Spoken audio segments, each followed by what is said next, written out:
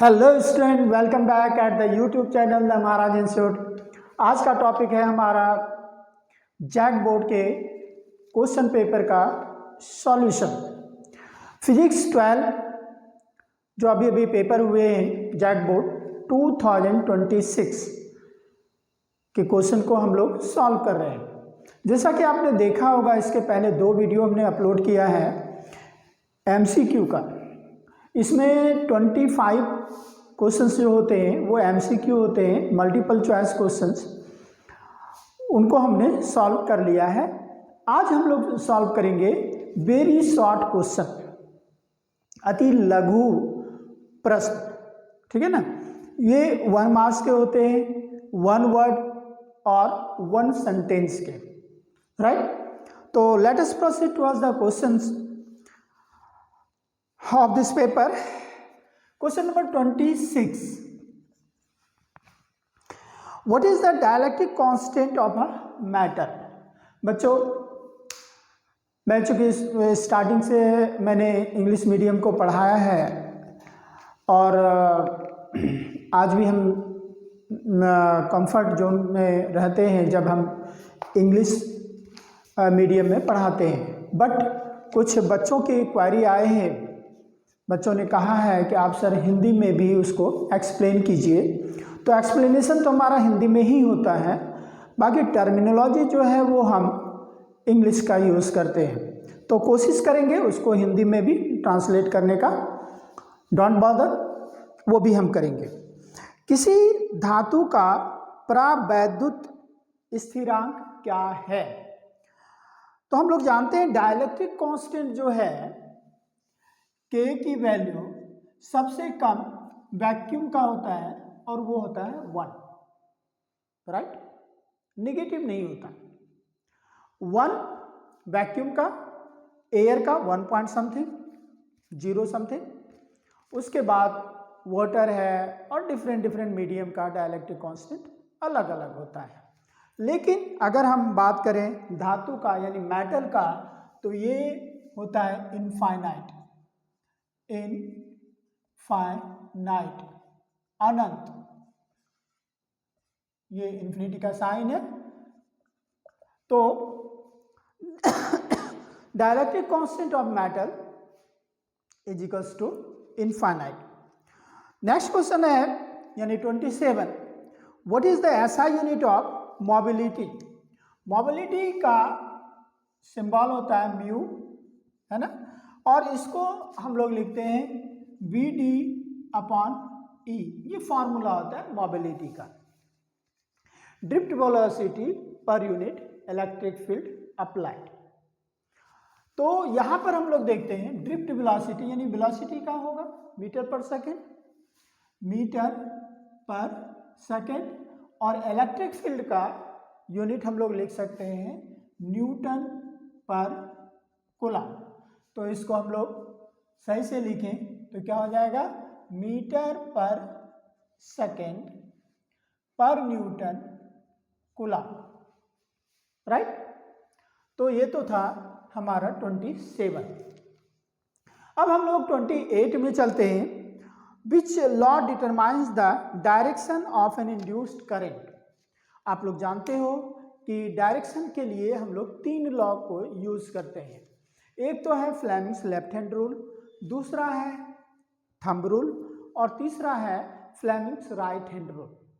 तो बेटे left hand rule का यूज हम लोग वहां करते हैं जहां की फोर्स के डायरेक्शन को निकालना होता है, और थंब रूल का यूज वहां करते हैं जहां की डायरेक्शन ऑफ मैग्नेटिक फील्ड निकालना हो। राइट। वहां से भी करंट का डायरेक्शन हम लोग अपोजिट साइड में निकाल सकते हैं, बट उसका यूज हम लोग करते हैं मैग्नेटिक फील्ड के डायरेक्शन को निकालने के लिए। और तीसरा है Fleming's right hand rule. If we stretch 4 finger, central finger and thumb mutually perpendicular to each other, and 4 finger gives the direction of magnetic field and thumb gives the direction of force or motion, then the central finger और direction of central finger gives the direction of induced current. तो हम लोग लिखेंगे यहाँ Fleming's right hand rule. Induced current का direction निकालना है, इसलिए यहां लिखेंगे हम लोग Fleming's right hand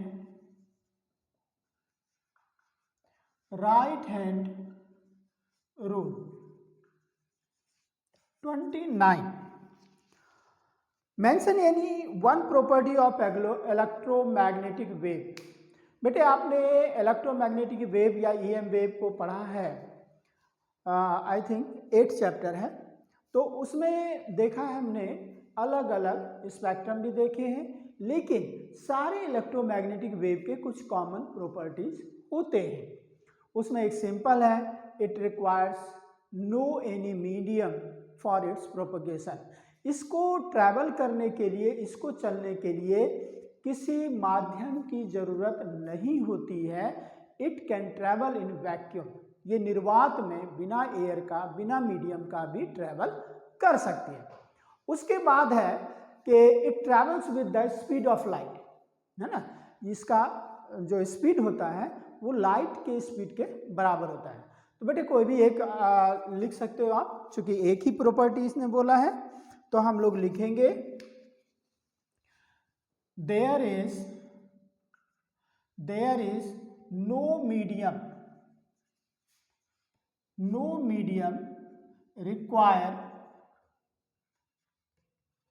require for its propagation। इसको चलने के लिए किसी मीडियम की जरूरत नहीं होती है। या ऐसे भी लिख सकते हैं, it travels with the speed of light, right. Next question अगर हम लोग देखें 30th क्वेश्चन में है कि when light passes from denser medium to rarer medium and the angle of incidence equals to the critical angle. Critical angle याद हो गया होगा आपको, ठीक है। अभी हम लोग एक्सप्लेन करते हैं what is the angle of refraction. जब प्रकाश सघन माध्यम से विरल माध्यम में, सघन माध्यम वो होता है जिसकी density, optical density, not density, हम लोग डेंसिटी नहीं कहेंगे, ऑप्टिकल डेंसिटी को सघन माध्यम जिसका ज़्यादा होता है और जिसका कम होता है उसको विरल माध्यम बोलते हैं। तथा आपतन कोण क्रांतिक कोण के बराबर होता है, तो अपवर्तन कोण क्या होगा। देखिए यहाँ पर मैं रिफ्रैक्शन को थोड़ा समझाता हूँ। यहाँ पर वाटर है मान लीजिए या ग्लास है, इसको हम लोग डेंसर मीडियम मानेंगे, और यहाँ पर एयर है, इसको हम लोग मानेंगे रेयर मीडियम। चलिए वाटर ले लेते हैं, ठीक है। ये हो गया नॉर्मल अभिलंब जिसको बोलते हैं। When a ray of light goes from denser medium to rarer medium, water से एयर में, then it bend away from the normal, है ना। हमने एमसीक्यू में भी एक्सप्लेन किया था, यहां भी देखते हैं। इट बेंड, इसको जाना चाहिए सीधा, लेकिन it bend away from the normal, right. But एक समय ऐसा आएगा कि ये लाइट जो है ये बिल्कुल सतह से होते हुए जाती है। इसको हटा देते हैं। In that case the angle of incidence in the denser medium is known as critical angle. इसको सी से लिखते हैं क्रिटिकल एंगल। कब? जबकि ये नॉर्मल के साथ 90 डिग्री का एंगल बनाती है। तो यहाँ पर एंगल ऑफ रिफ्रैक्शन कितना हो जाएगा 90 डिग्री, और यहाँ आंसर लिख देंगे हम लोग 90 degree. Question number 31, I think समझ में बढ़िया आ रहा होगा। What do you understand by the term diffraction of light. Very good, ये भी वही क्वेश्चन आ गया है, एमसीक्यू में हमने देखा है। डिफ्रैक्शन कहते किसको है। यहाँ पर प्रकाश के विवर्तन पद से आप क्या समझते हैं, तो बताया था the bending of light from the corners of an obstacle is known as diffraction of light, right. अगर किसी भी ऑब्स्टेकल से ऑब्स्टिकल किसको कहेंगे? जो रुकावट होता है, रास्ते में कोई बॉडी आ गया तो वहां से अगर लाइट बेंड करती है ऑब्जेक्ट के कॉर्नर से तो उस फिनोमेना को हम लोग डिफ्रैक्शन ऑफ लाइट कहते हैं, right. The phenomenon of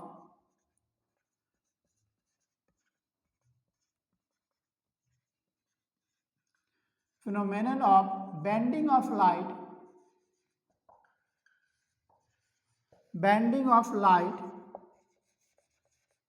from the corners of an obstacle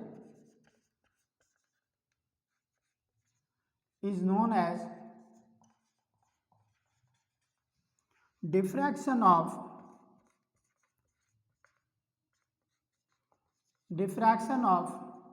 light. बेटे आप लोग बताओ, what is the condition of diffraction of light? हमने एमसीक्यू में बताया हुआ है पिछले वीडियो में, आप देख सकते हो। कहते हैं कंडीशन क्या होता है, क्या हर जगह लाइट डिफ्रैक्ट करती है? एटमॉस्फेयर में तो बहुत सारे ऑब्जेक्ट हैं यानी पार्टिकल्स हैं, क्या उससे भी डिफ्रैक्शन होगा? नहीं। डिफ्रैक्शन का कंडीशन होता है the size of the obstacle, यानी ऑब्जेक्ट का जो साइज है वो in the order of wavelength of light. जो ईएम वेव ट्रेवल करती है, सपोज कि यह लाइट ले लेते हैं हम लोग, विजिबल रे ले लेते हैं, तो वो जो बेंड करती है किसी ऑब्जेक्ट से, तो ऑब्जेक्ट का जो साइज होना चाहिए वेवलेंथ ऑफ लाइट के बराबर होना चाहिए, लगभग बराबर होना चाहिए, in the order of wavelength of light. Very good. 31 question हो गया हम लोगों का। अब हम लोग आगे देखेंगे 32 क्वेश्चंस में 32 नंबर में है define work function of metal. Work function किसको कहते हैं ये भी हमने एक्सप्लेन किया हुआ है एमसीक्यू में। सपोज कोई मेटल है, मान लिया ये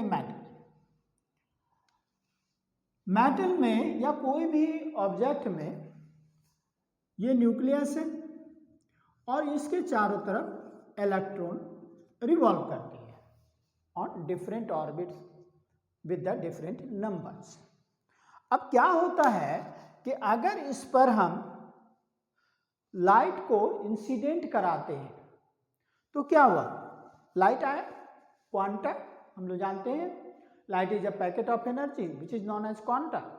तो वो जब स्ट्राइक करती है इलेक्ट्रॉन पर तो इसको एनर्जी मिलता है एंड इलेक्ट्रॉन रिवॉल्व फास्टली, और वो फास्ट मूव करने लगती है and at a time it escape out from the orbit.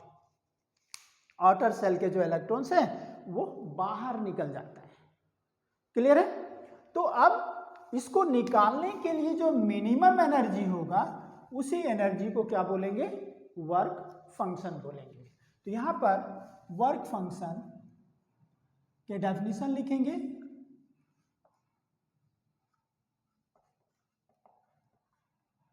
Work function the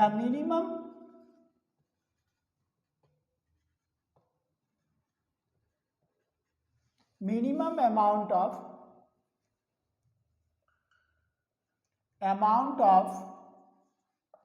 energy required to escape out of the electron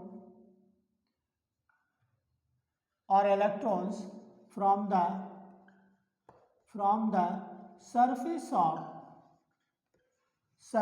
of matter is known as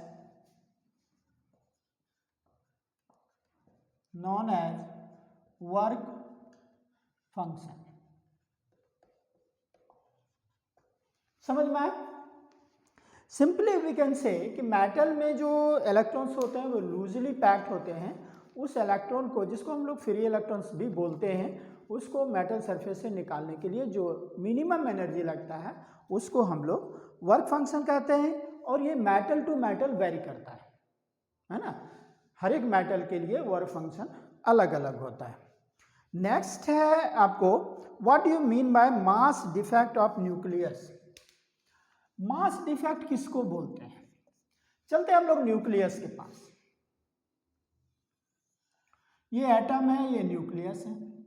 हम लोग जानते हैं कि न्यूक्लियस पर बहुत सारे पॉजिटिव चार्ज होते हैं according to its atomic number and electrons revolve around its on different path. Clear है? अब बेटे यहां आप देखो कि प्रोटॉन और प्रोटॉन है, दोनों में क्या होगा? रिपल्सन होगा ना, रिपल्सन होगा। ये एक पॉजिटिव चार्ज दूसरे को भगाएगा, जबकि यहां इलेक्ट्रॉन्स जो है वो हाथ पसार के हैं कि भाई आ जाओ मेरे पास आ जाओ, फिर भी ये नहीं जा रहा है। ऐसे क्यों होता है? ऐसा क्या चीज है उसमें कि सारे प्रोटॉन को यानी सारे पॉजिटिव चार्ज को न्यूक्लियस में बांध करके रखता है? That energy is known as binding energy. अब किसी भी एनर्जी का तो भाई सोर्स होता है ना? लाइट एनर्जी का source electricity, petrol, diesel, kerosene. हमारे एनर्जी का सोर्स है फूड। तो हर एक एनर्जी का कोई ना कोई सोर्स तो होता है। तो भाई मेरे यहां बाइंडिंग एनर्जी का सोर्स कहां से आया? इसका सोर्स क्या है? इसका सोर्स है मास डिफेक्ट। अब चलते हैं मास डिफेक्ट क्या है। अगर आप देखोगे न्यूक्लियस में क्या होता है? प्रोटॉन और न्यूट्रॉन। तो mass of proton, total proton, mass of total neutron क्या हो गया? Mass of nucleus. लेकिन अगर आप मास नंबर को देखोगे, जिसको ए से लिखते हैं, तो इन दोनों का मास ज्यादा होता है और मास नंबर कम होता है। वही जो मास का डिफरेंस आया उसी को हम लोग बोलेंगे मास डिफेक्ट।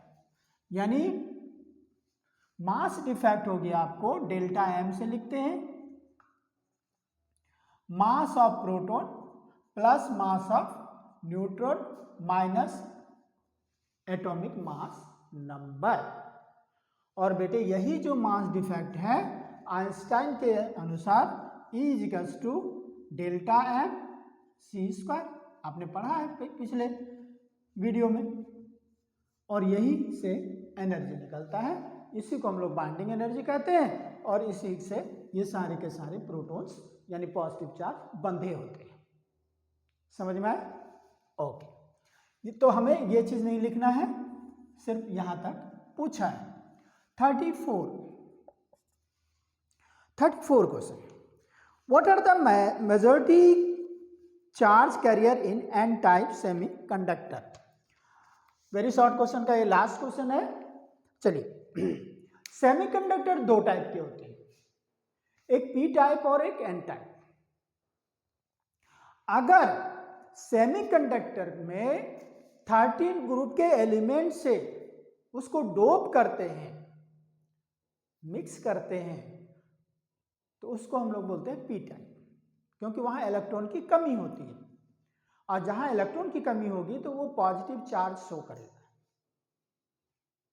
अरे वो समझे?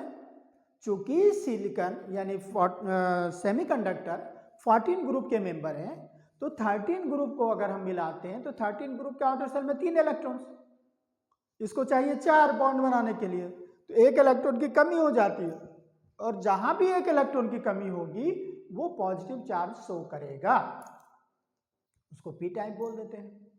अगर हमने 15th ग्रुप के एलिमेंट को मिला दिया तो क्या होगा? इसके 5 वैलेंस इलेक्ट्रॉन होते हैं, सेमीकंडक्टर के 4 होते हैं, 4 से 4 मिल गया, एक इलेक्ट्रॉन फालतू रख गया। ठीक है ना? Excess of electron, and due to these electrons it conduct electricity frequently better than that of the p-type semiconductor, right? तो यहां पर हम लोग लिखेंगे electrons. What are the majority charge carrier in n-type semiconductor? n प्रकार अर्धचालक में बहुसंख्यक आवेश का वाहक क्या होता है? तो इलेक्ट्रॉन्स होते हैं।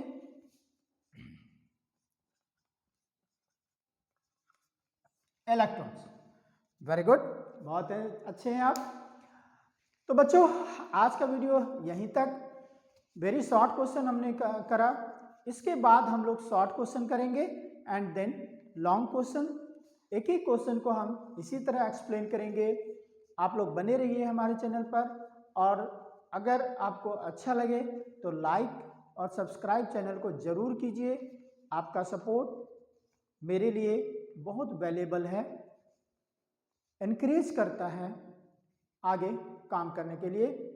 Thank you for watching this video, thanks a lot, thank you.